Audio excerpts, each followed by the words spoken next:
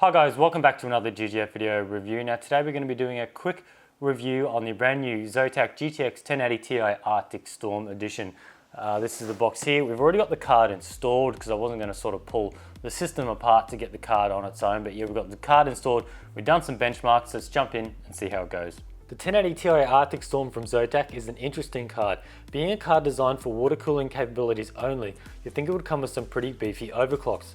Well, this isn't the case. In fact, the clocks are a fraction higher than a standard Founders Edition card, coming in at 1506 for base and 1620 MHz for boost. Memory clock comes in 11,000 MHz. I assume that ZOTAC thinks that if you're buying a card like this, you're doing your own overclocking. As this card uses the same PCB design as the Arcticstorm, I'm pretty confident overclocking on this card should go down well.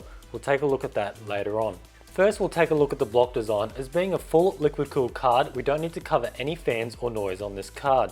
The block is clean with an abstract polygon design at the end. I think this is an improvement over the original 1080 Arcticstorm, as this was just a flat piece of aluminium on the card. The block is also RGB and can be controlled via the Firestorm software, which we'll cover later on. ZOTAC also states that the block is made from aluminium with direct copper contact for the GPU.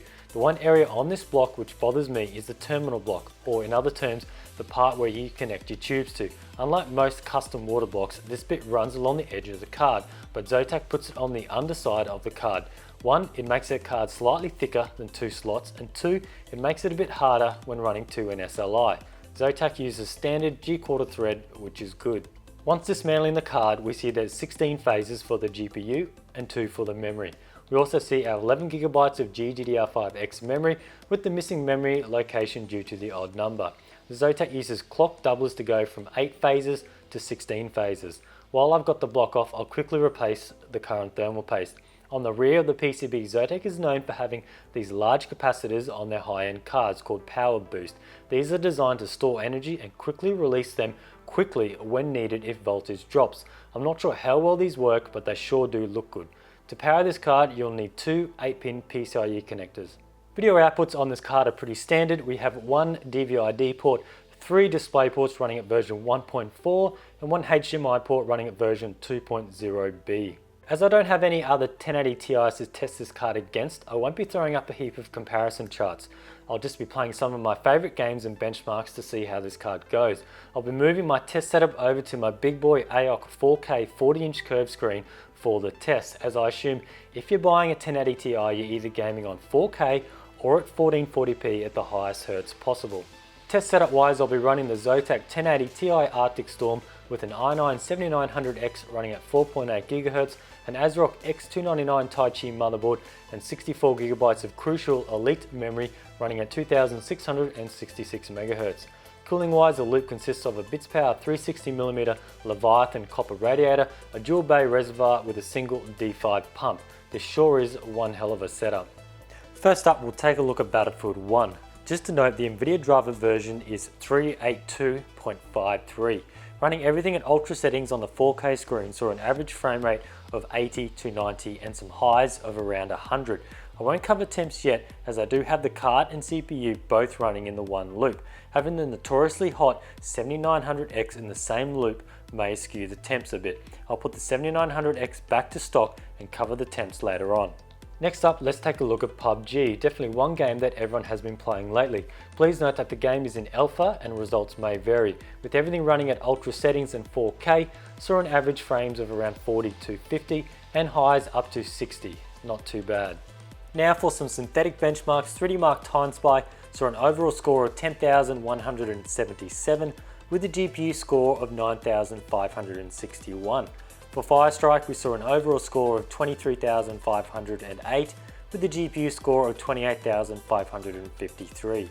Unigine Heaven on Ultra at 4K saw a score of 1,515 with a max FPS of 137.1, min FPS of 31.4 and an average FPS of 60.1. For temperature results, I put the i9-7900X back down to stock and ran firmmark for about 10 minutes. The card maxed out at around 36 degrees C. Temps around the back of the card were also good, staying under 50 degrees C. Ambient temp was 20 degrees C, just to take note of. Okay, now let's talk about overclocking. I wasn't impressed as I thought I would have been. I've been the same PCB as the Amp Extreme cards. I've checked out some reviews on the Amp Extremes, and it seems like quite a few people were able to get 2050 on the core for their max. I was struggling to get about 2025. I could get it up there a few times, but I just couldn't get the boost to stick up that high. I always wanted to go down to around 1980. I'm not quite sure why. Temps were super low. I don't think the card ever got over 40 degrees at all during my testing. Maybe with the Amp Extreme they have select PCBs, or they choose different ones for that, but for some reason I was just getting random freezes, random crashing, no real reboots, just software freezes, so I'm not really quite sure with that. I also think the voltage wasn't getting up high enough. It wasn't going over 1000 millivolts. It wanted to stay below that. And I've seen a lot of cards from the competition, they seem to go over that 1000 mark. And I think that might have been the issue. Or thirdly, it probably just came down to my overclocking skills, as I don't really do a lot of overclocking. And I only spent about half an hour to an hour. So maybe if I spent more, I could have got it a little bit higher. And moving on to the RGB lighting, I also had an issue with that. I'll speak to the ZOTAC guys, but I've used the Firestorm before in their standard 1080 Arcticstorms, and that worked really great, but for some reason I couldn't get it out of game mode. Now, game mode basically is when you're in Windows, your GPU is idle, the video card is all blue for the RGB lighting, and then when you fire up a game, it goes red to show you that it's active. I could not get it out of that mode, so I couldn't just change it to, say, a static green color. It would sort of flicker and go back to game mode. I looked around with the software, I uninstalled it, I tried it again. The only thing I didn't do was try it in a separate system, because mind you, I did not want to pull this all apart and put the card in a separate system. So shout out to the guys wondering why that is an issue. It might just be that software version. But yeah, I spent probably about a good half an hour trying to get it out of this game mode, but it didn't happen. You also get two barbs, which is good, two nice little barbs with some spare O-rings, which I pretty much guess you'd have to have them. I do have them installed on the card here, and they actually do look pretty nice.